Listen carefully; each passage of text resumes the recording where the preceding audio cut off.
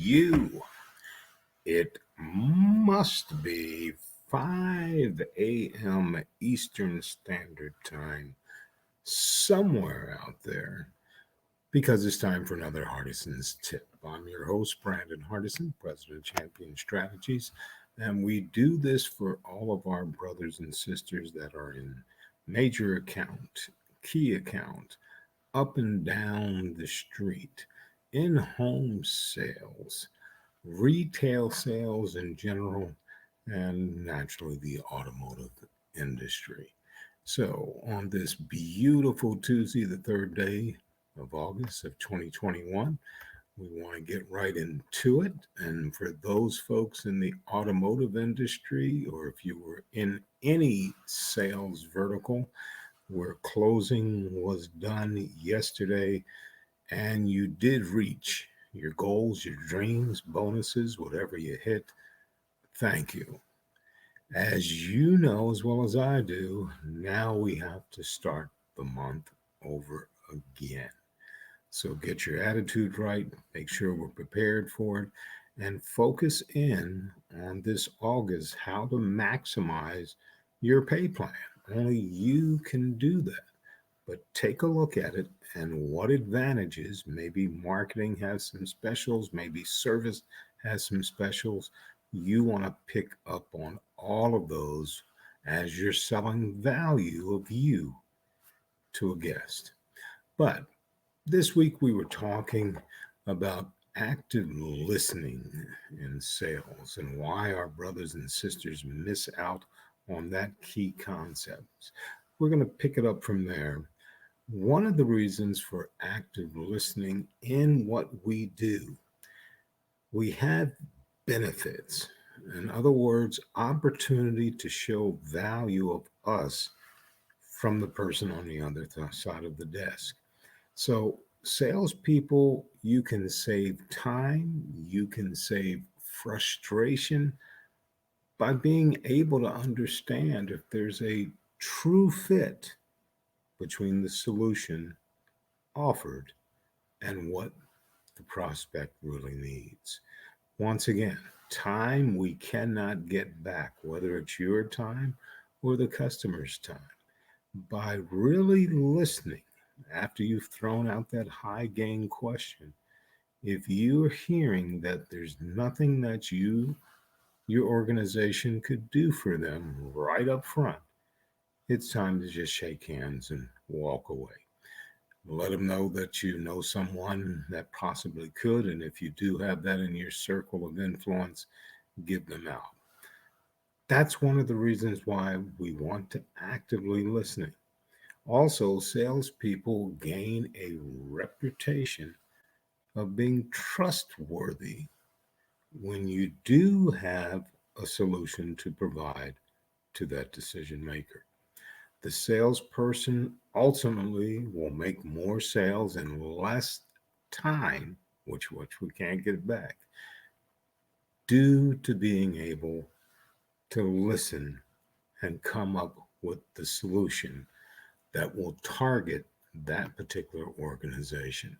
Now, we look at it as how do we do this? How to use active listening in your particular processes. Once again, we told you the different individual companies that play in this vertical of sales.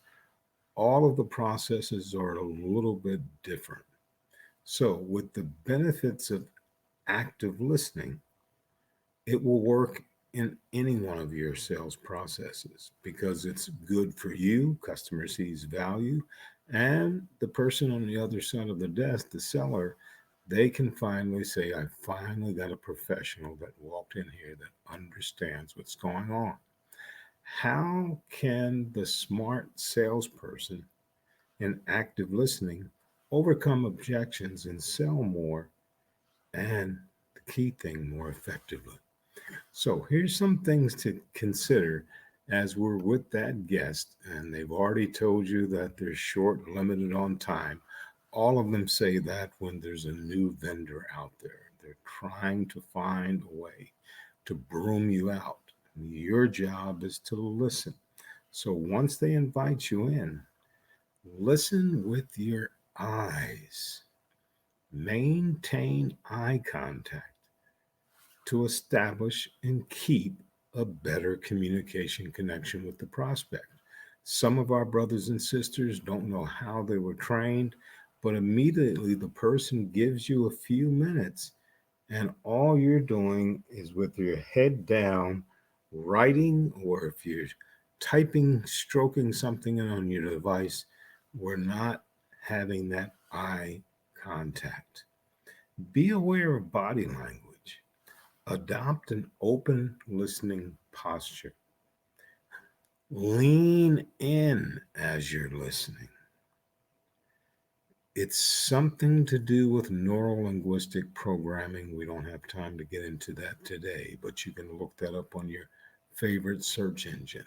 NLP for short, but neuro linguistic programming.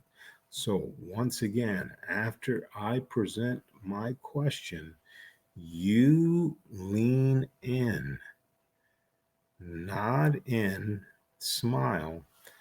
Don't cross your arms or legs in a defensive, closed posture. But what we're trying to do is get the customer to see that what's coming out of your mouth is important. I need to hear it. Avoid the temptation as the customer is speaking to interrupt. Don't interject features or benefits your product or service will do for them. It's not time yet. You're like a doctor. I need to hear everything before I present, introduce what I think would be a solution.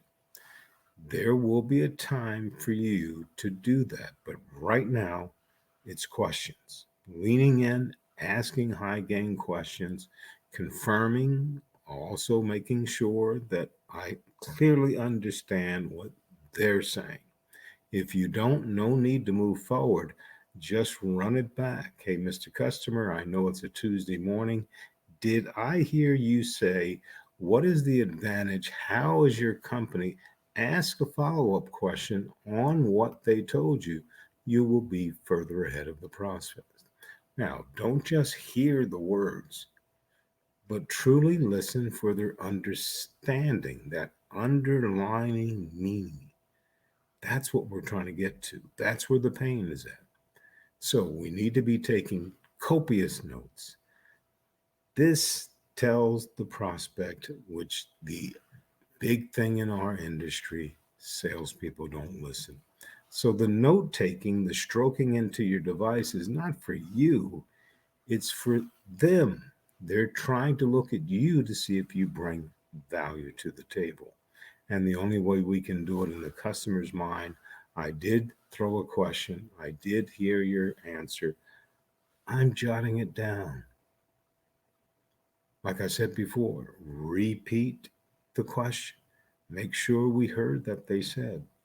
Also, when asking questions, if you need to drill down because I'm not in their world and they're using acronyms that I don't understand, ask for clarification. There's no problem with doing that. Here's the bottom line. A great man once said, and Zig Ziglar, you will get all you want in life if you help another person get what they want. We can flip it to another translation that you've heard. Buyers don't care how much you know until they know how much you care. How do we do that?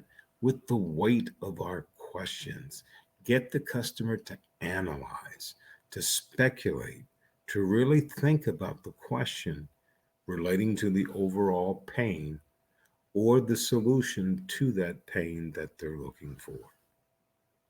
To help prospects get what they want when they want it, it has to be a two-way street of understanding. That's what active listening on your point, that's what brings value to your point. I guarantee you, you do this right. Make sure you recap at the end of what went on. and your customer and you will go a long way. Once again, Brad and Hardison, President Champion Strategies, with our Hardison's tip for the day.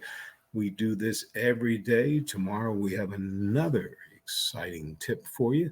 But in the meantime, as always, parting on this beautiful Tuesday, the third day of October, or excuse me, third day of August. I'm getting the month out of here. You go out and you make it a champion day.